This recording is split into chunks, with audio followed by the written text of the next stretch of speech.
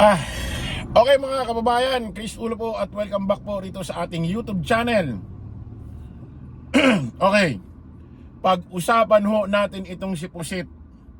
Itong si VP Inday Sara Duterte, also known as Pusit, Shiminit at Mrs. No Comment. Mrs. No Comment din tawag ko rito na kung saan may mga larawan ho na kumakalat ngayon sa social media na kung saan eto ho si VP Inday Sara Duterte mukhang ibinenta na yata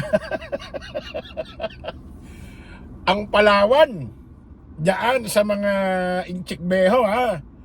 Oo, kasi nako, ito basahin ho natin itong isang report ho na ito ha. Sabi rito, dito mo makikita na walang silbi ang pusit na ito. Wala siyang pakialam kahit ginagahasa na ng China ang ating mga teritoryo. The news, basahin natin. VP Sara dumalo sa Chinese Lantern Festival ng Chinese Embassy.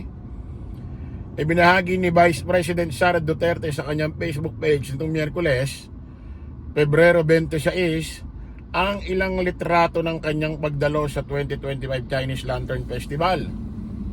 Reception ng Embassy of the People's Republic of China sa Makati noong nakaraang linggo.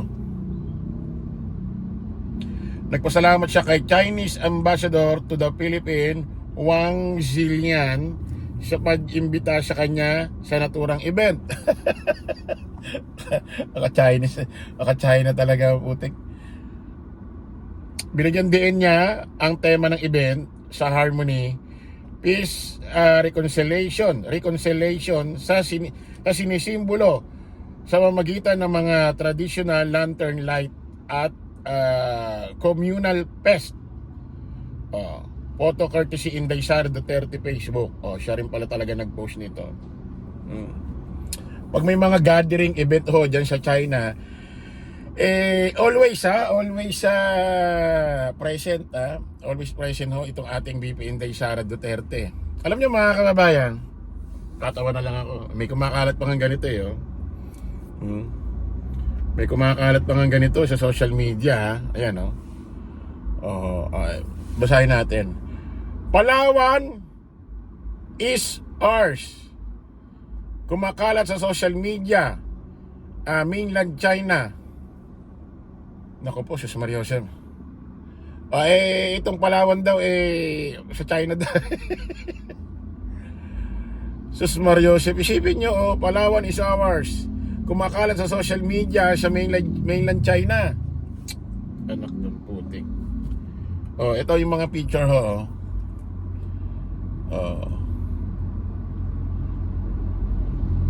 Ayan naku, na ipagkamayan na yata. Mukhang nagkabentahan na. Wow, mukhang nagkabentahan na. Alam nyo mga kababayan, natatandaan nyo yung Ba't ba nagsimula? Bakit ba sinasabi ng taong bayan na ito si VP Inday Sara Duterte maka pro-China kaysa pro-Philippines? Naalala nyo kasi mga kababayan na especially kasagsagan ng pambubuli ng mga Coast Guard ng China sa ating mga Coast Guard at sa ating mga mangingisda, especially nung nakaraang taon. Naalala nyo yung tinanong siya ng media, mga reporter sa isang ambush interview na ano masasabi niyo sa mga ginawang pambubuli ng mga Coast Guard ng China doon sa ating mga Coast Guard na Pilipino at sa ating mga mangingisda? Ano sabi niya?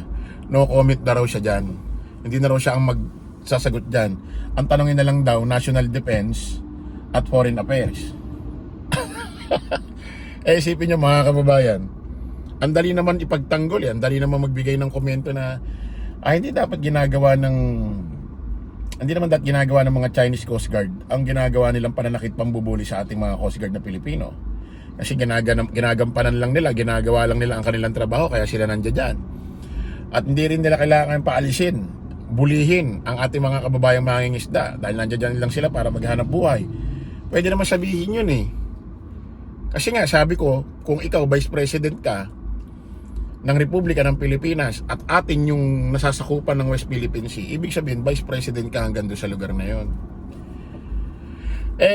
Marami hong na-disappoint kay VP Inday Sara Duterte noon. Maraming nagtaka. Bakit hindi niya nagawang pagtanggol yung ating mga kababayang Coast Guard at ating mga kababayang mangingisda? Sabi ko nga, opinion ko, hindi siya pwede magbitaw ng negative laban sa bansang China. Kasi pag once na pinagtanggol niya ang Coast Guard natin, once na pinagtanggol niya ang mga mangingisda natin, parang nag-anti-China na siya.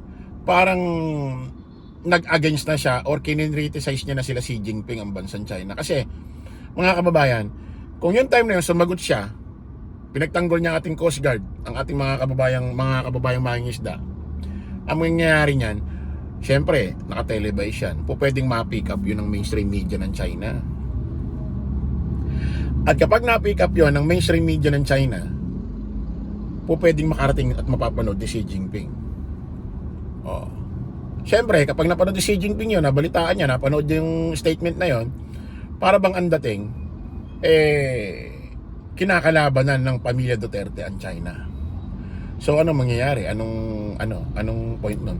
Pwedeng mabulgar or pwedeng magkabulgar ang maisiwalat kung ano man ang mga agreement ni Digong sa bansang China nung siya ay nanunungkulan bilang presidente ng Republika ng Pilipinas.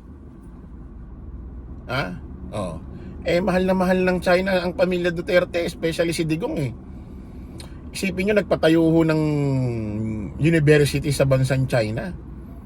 Ipinangalan sa nanay ni Digong. Nanay ba ni Digong? Lola. Nanay yata ni Digong. Ipinangalan. Isipin mo, ang daming pwedeng ipangalan doon sa university na yon. Ipapangalan sa nanay ni Digong. Sa lola nila VP Inday Sara, Pulong at Baste. Tapos, according pa doon sa balita, nagtayo pa si Digong at si Jinping ng puno doon sa loob ng Eskwelahan University, na kung saan yun ho yung tanda ng kanilang pagiging magkaibigan daw. What? Kaya nga sabi ko sa inyo mga kababayan, mga ka-analyze, nako ewan ko kung magigising pa itong mga shit na ito. Kakamping Dilaw Pula Loyalista, nako po, sa darating hong halalan nitong Mayo, nasa ating mga kamay kung ano ho ang magiging future ng itong bansang Pilipinas. Wala hong perpektong tao, wala hong perpektong politiko, kaya walang perpektong gobyerno. Lahat may pagkukulang.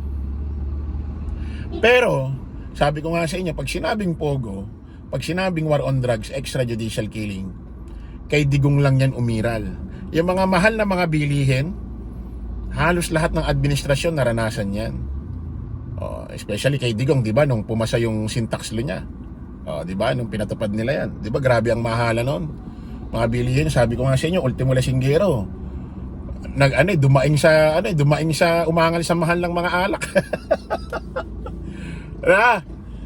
Nasa ating mga kamay, mga kababayan, kung sino ang iboboto natin ngayong Mayo sa darating na eleksyon. Kung pro-China o pro-Philippines. Nasa inyo yan. Nako mga kababayan, wag na tayong magsisi sa huli.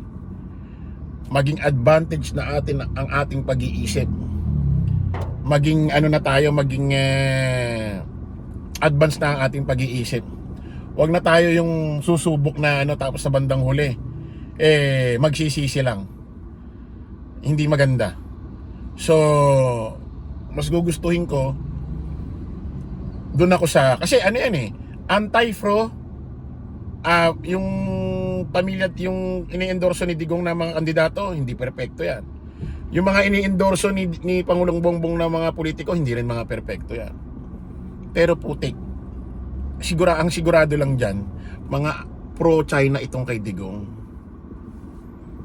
Doon na tayo kay Pangulong Bongbong Marcos. Piliin ho natin maigi ang ating mga iboboto. Piliin ho natin ngayon doon sa mga ini-endorso ni Pangulong Bongbong. Kung may nakikita rin kayo na bandang huli, mukhang babaliktad, nasa inyo kayo iboboto nyo, hindi. Kasi naman, syempre tayo, mahal natin ang Pangulo, sinusuportahan natin siya sa lahat ng kanyang desisyon.